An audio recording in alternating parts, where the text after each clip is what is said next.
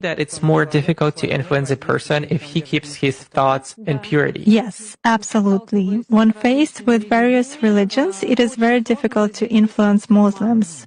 They are in a constant connection with the egregore. They do namaz every day and read prayers on a daily basis. They are constantly under some kind of a dome, so it is very difficult to influence them. When you start impacting a person, he begins to address in a prayer. Indeed, many of them are very different from those who come to church only when everything is bad in their life. They come to pray, and then for 5 years they forget about God, some canons, and so on.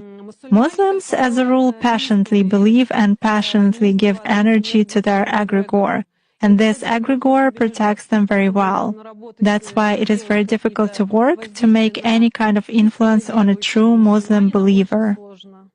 Is this some kind of a good egregore? Well, for them, yes. This egregore is good for adepts who contribute good energy to it. How do you sense it? For instance, you have found an energy trace of such a person. What's next? Do you try to drag him somehow to visualize this threat and you fail? Or how do you do that? It disappears. I cannot get a grip on it. I focus on it, but something immediately knocks me out of the flow, just like that. Or I visualize a person in front of me clearly and can affect him even at a mental level, but some image is not created in my mind at all.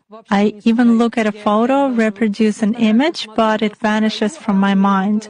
Thus, I can clearly see that a person is covered with something.